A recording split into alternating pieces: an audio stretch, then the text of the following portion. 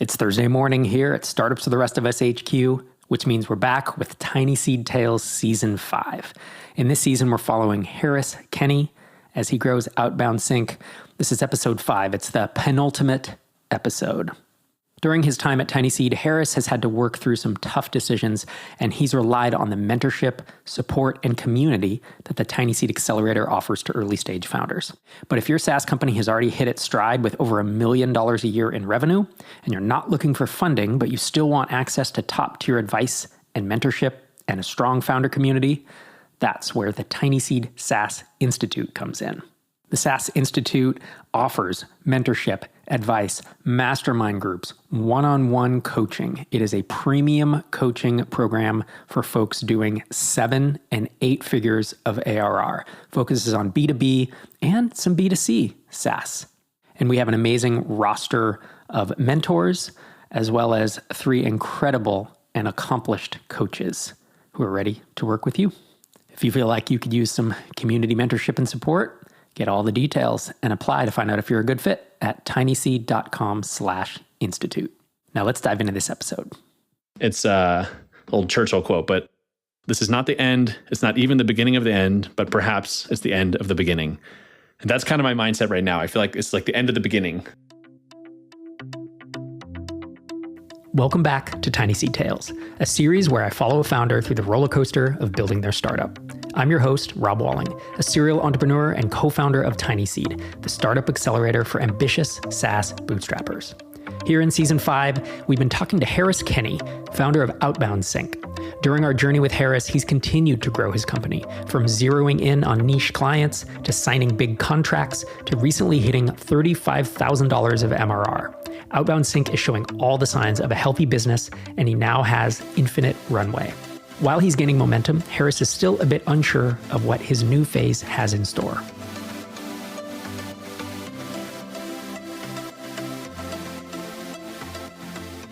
Last time we talked to you, you had just hit 20K, and you were like, I need to get to, I believe in that episode you said, I need to get to 30K to break even. And then, but it became 35. Yeah, my damn accountant. That guy, it's definitely him. It's not the numbers. No, I mean, it was basically, we had some annual costs that I wasn't thinking about.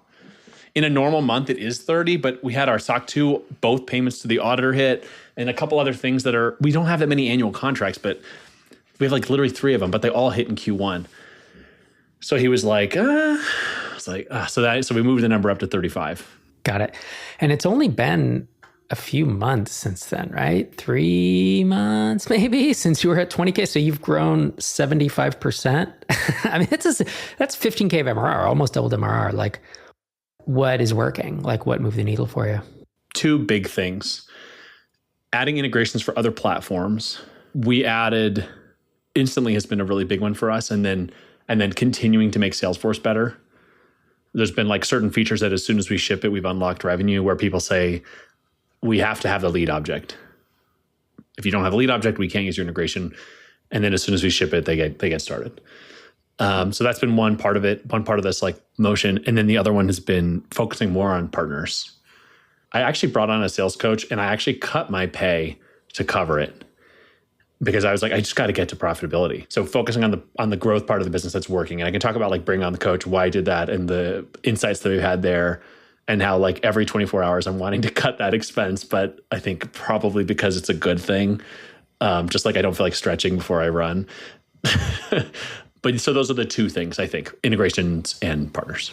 Are partners are these agencies? Mm-hmm. What is a partner? They're growth agencies. Like, it's a very specific kind of outbound agency that's typically using a tool called Clay, which I'm sure we've talked about in past episodes, but sequencing tools like SmartLead and Instantly and Email Bison as well. We have not found success with traditional CRM partner shops. There's like 7,000 HubSpot partners. There's who knows how many Salesforce partners. And even though I consider us a HubSpot app, a Salesforce app, that has actually not at all been a successful agency. I can count on one hand the number of ones that we have that fit that description. But for this other kind of growth agency, it's like really, really successful. Has SOC 2 landed some of these deals or made them possible? Totally Been worth it then. We're cruising through security reviews. We've been through multiple of them. I give them access, they approve it, and it's so worth it. And I really leveled up I don't know.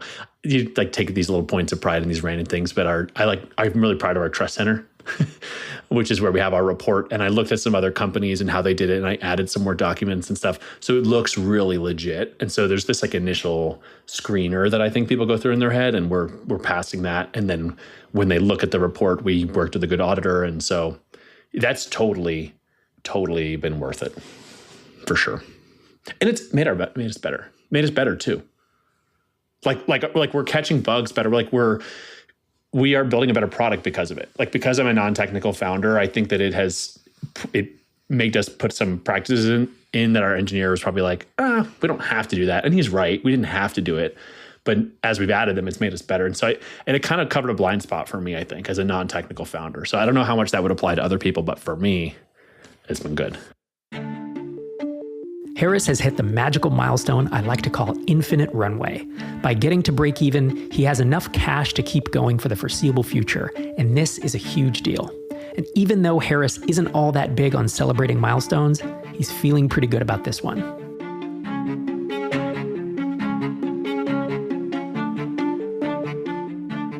It feels really good, for sure. My timeline was right. So I joined TinySeed spring 24 batch. We went to San Diego in May, which was awesome. At that time when I left, I thought to myself, I want to be profitable like a year from now, which was June 25. I thought the number was 30. It was 35, but we were on schedule. So it did kind of work out because these last couple of months, we've really been ripping. I mean, we just keep growing 10 to 20% every month, but because the number keeps getting bigger, like that, the dollar amount is going up. Like 15% growth in May in June is $5,000. Yeah, that's hard. It's really hard to do that. Usually it's an absolute dollar amount at best, right? It's where it's like, we're growing $2,500 a month every month. And that's like that, even that is really cool for a bootstrapper. But then the percentage goes down over time as MRR goes up because that's how math works. But to truly grow a fixed percentage, or in the venture space, they actually want that percentage, the rate of growth to be accelerating. Right. That's where it's like, oh boy, all right. I mean, that's great, but like it's very, very hard to do. Even just maintaining a static percentage is like way harder than most people realize. It's crazy.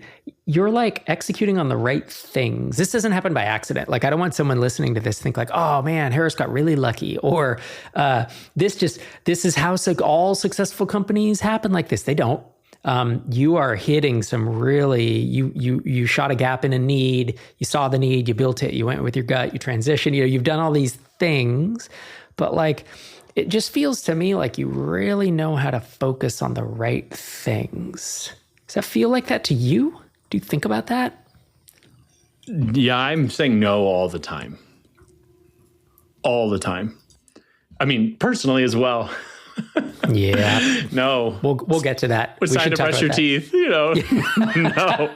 We need to go to bed, No, we can't have donuts for, whatever. Yeah. So like, I feel like I'm constantly saying no to things. So being a parent of young children and being a bootstrapper, you just feel like you're constantly saying no to things. But I'm like, I can't. People ask for things and I'm like, they ask for integrations with other tools that I like. And I'm like, sorry, I can't do it. I just have to do we have very limited bandwidth. And so this is all we can do right now. I do think I'm making good choices. I think I'm listening to people really well, our partners. I really believe in the growth agencies we work with. I really love these guys and girls, these folks. I really consider them friends. And I do feel like we're doing it together. And we're building the tools that are unlocking new deals for them to move up market. Do you have an internal dialogue when you're making these big decisions? Or is it like, I'm trying to get to your process of, does it just feel right? Do you have all these things? In any given day, there's 5, 10. In any given week, there's 20 or 30 things. What should we build next? What should we focus on? What, right? It's all coming at you. And yet, based on your growth, you're making generally right decisions most of the time. So how is that? How are you doing that? Does it come to you and you're just like, it just feels right and I head in that direction? Or is it like a back and forth? Is there a conversation with anybody, or is it an internal conversation of like, I'm really wrestling with this and I'm just going to lean? I mean, I do think that we have at this point a pretty good track record. So if I go back to our first month of revenue, which was October 2023, well, I mean, we have been between 10 and 20% growth on average throughout that whole time. There's like a couple exceptions.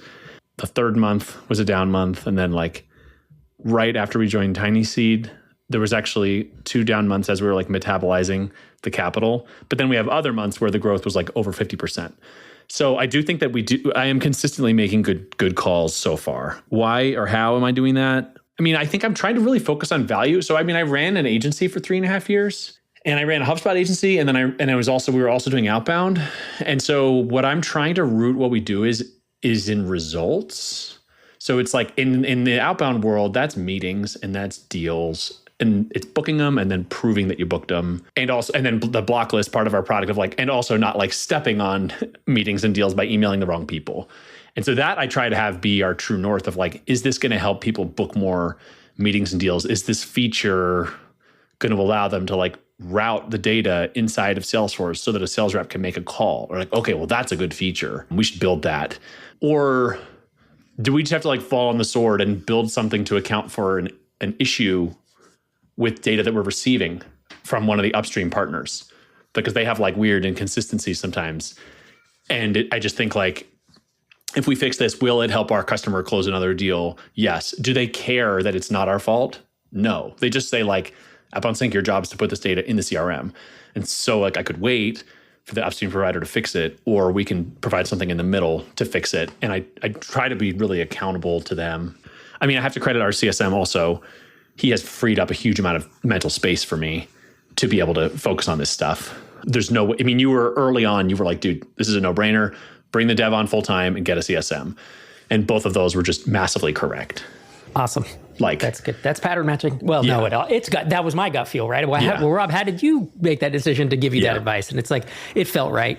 Yeah. It just made sense at this stage of the business. So sometimes that's it. This decision making. 220 companies. That helps, but you're doing it without 220 companies, and yet you're doing it well. Yeah. But those things, I mean, those investments in people were really important. Yeah. So I think that's like in general, like my North Star is like, I think that in a perfect world, OutboundSync, we're helping winners win. We're helping people who are generating meetings, who are doing the work, do that job better. Like, it's not for meetings. It's not to impress people internally. It's not to like post on social media. It's like, there's people that have rolled up their sleeves and like part of the lunch pail crew of like doing cool stuff. And that's who I feel like we're building for and who I like getting on calls with and talking to. And so I think that is what I try to like ultimately orient back on. And then sometimes I just make a fast decision because I don't know. And so I just make a decision and we move on. But you do have a North Star. I like what you just said. But that's the like guiding thing. In the last episode, Harris mentioned that he didn't want to raise any more money, but over the last few weeks, he's been mulling over that decision. He and I had a few conversations, one of which we recorded and released it as a secret episode if you go to tinyseed.com/bonus. It's kind of a behind the scenes of what it's really like to be in TinySeed as a startup founder. Harris also talked to Einar, my partner in TinySeed, and the conversation surprised him a bit. This is the most unsure I've been of what to do next. As we talked about it, you were neutral, but you said, look, from your perspective, you were like, if I were in your shoes, I think I might raise based on everything that's going on in the business. Talked to Einar, and of course he was like, what? No, you should never raise. Don't raise. This is the best when you talk to two people and they tell you the opposite and you're like, but I trust both of you. So which one's right? Wait, why did he? Because I'm actually surprised by that. Usually Einar like, hey, if the fire's going, like add more to it, right? But what was his logic? He was like, you're growing fast enough. He was like, basically you haven't exhausted your options. If one of these partnerships can get you some non-dilutive capital into the business so you can accelerate engineering, he's like, you need to chase that down. And if you're not chasing that down, then you should be, basically. He's like, I don't see you at a point where you have no other choice. He's like, so you should just see how that materializes, which like, I think you would agree with too. And so that was kind of where he left off. We hit 35 faster than I thought. I didn't think I was going to hit it this quickly. And we have a family trip coming at the end of the month. So I'm going to try to like only work like 30 minutes to an hour in the morning before everybody gets up, just to kind of like make sure nothing's on fire. Because there's a lot of things that do depend on me still, unfortunately, in the business. Like there's just too many things that are path dependent on me, but mostly relax and then get back in July and let these partnerships conversations simmer a little bit. So I've gone back and forth. I listened to our conversation. I asked if we could record it just so I could re-listen to it. And I listened to it probably 4 times. And I felt really conviction to go out and raise. Then I'm like, oh, like all these hot opportunities I thought, they're not developing as quickly as I thought they would initially. So maybe I don't have to rush. But then I have like another conversation and I go, oh, well, this is happening fast again. And then it kind of simmers, because what's happening now is like we built for teams. Then we realized that Andy at Trado in San Diego, as soon as I announced that I was moving away from my agency, some of my old agency buddies were like, hey, I want to use OutboundSync now. And I remember meeting with Andy before breakfast, and we sat in the lobby of that hotel, and he was like, dude, just figure out a basic way to just sell something to him and just let it play out. And that was a huge piece of advice from him. And so anyway, then we built for agencies, and that has now a huge engine for the business. But now there's like this third platform revenue play, and it requires more engineering and higher level of execution. And I just don't want to miss an opportunity, because we are in a really unusual spot right now. We're building something that nobody else wants to build. Nobody wants to build these pipes, but there's all these AI applications, and the AI needs data. And we're in the job of categorizing it and filtering it and processing it and putting it in the right places. Really boring stuff that nobody wants to do. And so when I have these conversations with platforms that say, well, we want to integrate that data. And these are some really big companies that have raised, over $100 million. I think like we need to be ready. So anyway, as you can tell, I'm still not sure. I didn't think I was going to be in this position. This is going better than I thought it would. As hard as it's been, as stressed as I've been about money, as much as I wish I were exercising more, like in general, this has gone better than I thought. And so I'm surprised and a little unsure of what to do with where we are today. I feel like a plane is like going up, but it's like not pressurized or whatever. Like I'm feeling like altitude a little. So that's a little weird, because for the last 2 years, I've known exactly everything to do.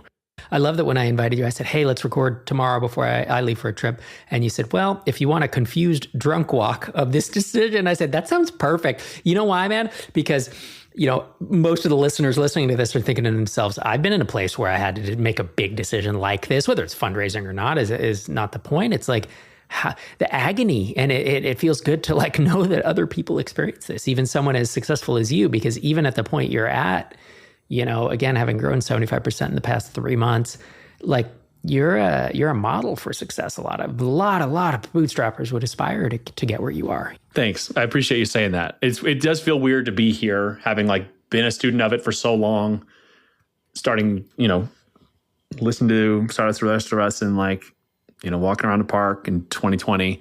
So it is weird. It is weird to be here for sure. And also feel like, I have the quote on my phone. It's old Churchill quote, but this is not the end. It's not even the beginning of the end, but perhaps it's the end of the beginning. And that's kind of my mindset right now. I feel like it's like the end of the beginning. It's like the prologue is over, and now what?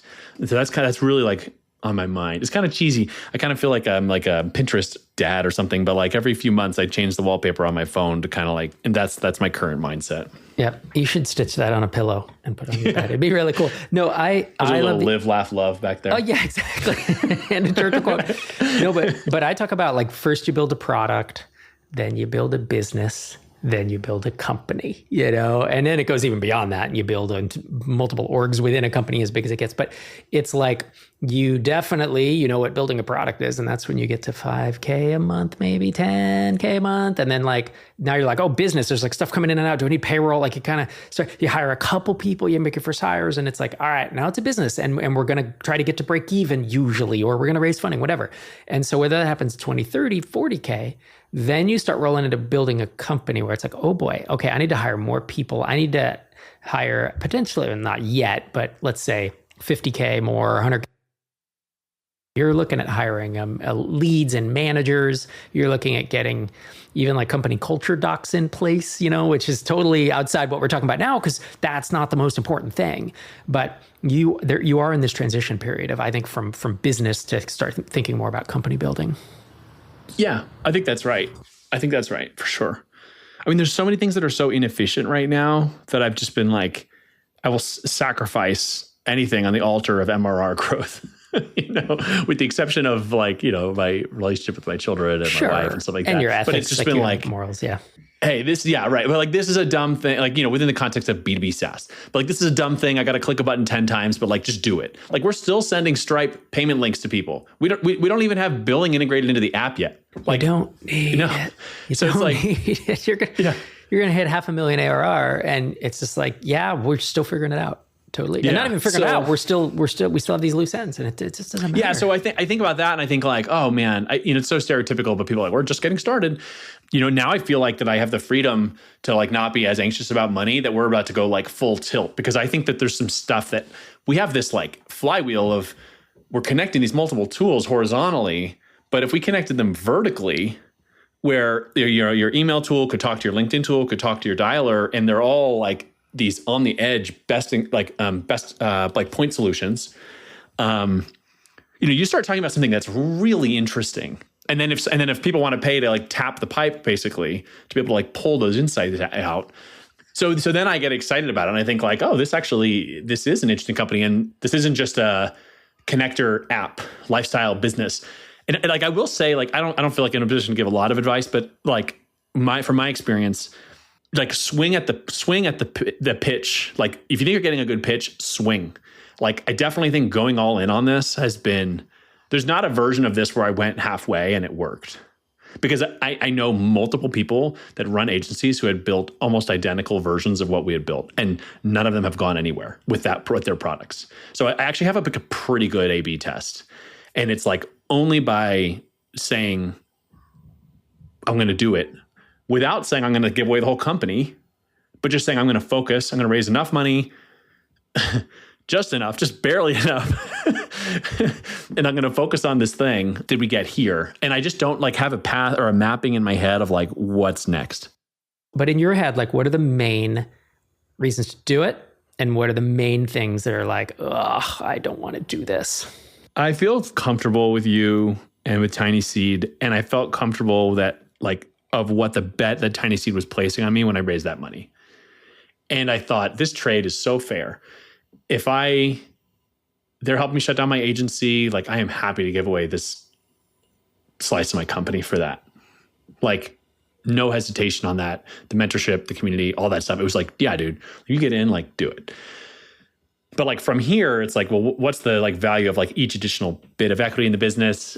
Like, what are the expectations with that? You kind of threw me through a loop because you were like, in my head, it was like you do the TinySeed thing and then you bootstrap forever, or you do the TinySeed thing or not, and then you end up on the venture wheel. But you were like, look, because of the network that you have and because of the growth, you could maybe raise up to, $500,000 in safes at a reasonable valuation, and you might be able to raise that faster than you think. And that was like a whole third door I wasn't even aware of. And so that like has sort of scrambled my radar, because in my mind it was like, oh, there's two doors and I've walked through the first door and like, let's do this thing, but now it's like, oh, and like, why would I do it? Why would I raise the money? Every time we ship an integration, we make more money. Like I've got 30 people that I could convert into MRR right now if I had that LinkedIn integration. Like I know it. There's other CRMs, Pipedrive, Close. There's calling tools. Like I have calls every day with people who are like, oh yeah, I'm really frustrated with how my unicorn dialing tool doesn't talk to this other thing. And they're spending like literally 6 or 7 figures on their go-to-market when you include their people and their tools and stuff. So it's like, there's just a lot of money in there. And that's in my head of like big opportunity. And then when I have calls with the really interesting people that are interested in what I'm doing, that's kind of like a signal to me that I'm onto something. When I first decided to go in on OutboundSync, is I would have a call with a really big company and they asked me about SOC 2. And I was like, sir, this is a Wendy's. Like, this is a make.com scenario at the moment. But they were so big that they were interested in it. It said to me like that there's something here. And that's what I'm feeling again. but I don't know how to interpret it. Is it just like stay on the path, you're doing the right thing? The reason why you're successful is because you're focused? Or is it like, okay, if you look at the chart, after we joined TinySeed, we didn't just keep growing, we grew faster. And so it's like, oh, is this the opportunity to do the same thing again? And I've never been here before, so I don't know. It's a big decision. You have time before you need to make it. It's nice, that you do have that time, because with big decisions like this, I have to sit with them. I can't make snap decisions because I will go back and forth. One day I'm for, one day I'm against, and eventually I just start feeling which is the right one. Sometimes I need more data, and sometimes I just need time to kind of let it out. Being a founder means juggling a lot, especially when you're considering something as big as raising funding.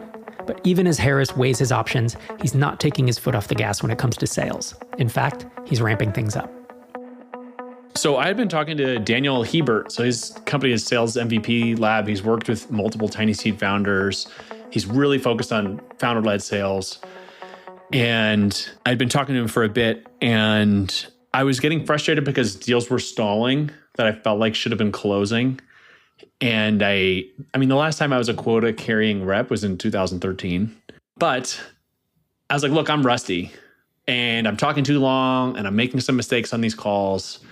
I shouldn't be losing as many of these as I'm losing. So I made a decision that I think in hindsight, I'm not sure was the right one. I cut my pay to cover the cost of the coach because I didn't want to affect the burn on the business.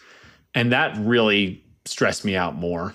I think probably in hindsight, I wouldn't have done that. I think it definitely negatively affected my mindset, and it a little bit tainted my mindset going into the coaching. But because I was like, a little like resentful of it, because I'm like, well, this is costing me money. This is like literally personally, essentially coming out of my pocket. So this better be good, which isn't like the best growth mindset probably that one could have. But I've stuck with him. Because he's doing a great job. And the biggest, most valuable thing that he emphasized is he was like, some good positioning things, coming to terms with like, look, we compete with Zapier and low code tools. Like, say it out loud, confront that, and then come up with positioning against that. Because everyone knows it and everyone's thinking about it.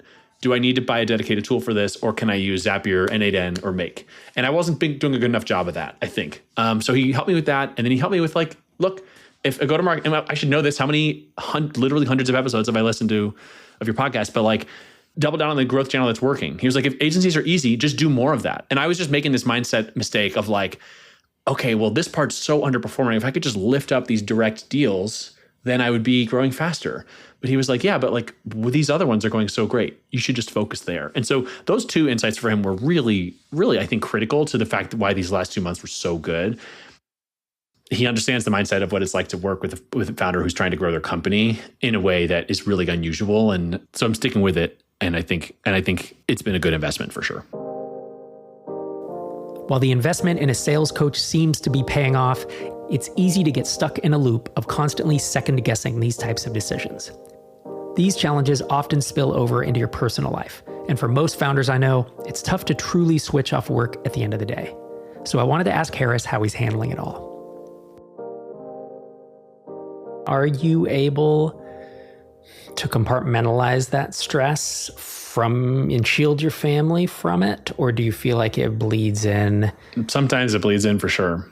Yeah, for sure. I mean, sometimes I just have less energy. I'm just tired and my brain chemistry is off because I only slept for 5 hours. And the 2 hours before bed, I was working. And the 2 hours after I woke up, I was working. So it's like, yeah, well, how ready are you going to be to try to get someone to school in that biological state? Like, probably not, so I get a little frustrated for sure sometimes. I mean, I'm not going to sugarcoat it. I'm not going to lie.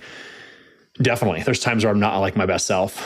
Nothing I would be ashamed of, but it's not something I'm proud of, I guess, if that makes sense. There's like a little middle line of like, yeah, this isn't that big of a deal, dude. You could chill out. It's okay if you're a minute late. It never ceases to amaze me that when we're at the age that we have younger kids, we are also trying to build startups because, look, my kids are 15 and 19 now. I could totally build a startup now, and it would be 10 times easier because they just need a little less from me these days. And yet I don't want to build a startup now because I'm too old. I'm not too old, but I don't want to. I wanted to do it 10, 20 years ago. You know what I mean? And so it's like, why does all this have to happen at once? Why do I have young kids and a startup? No. Can I do these out of order? Can I build a startup before the kids? Can I do the kids before the startup? It's not fair. It's not great, but it is, it's what we power through. Too many dependents. That's why I've said no dog.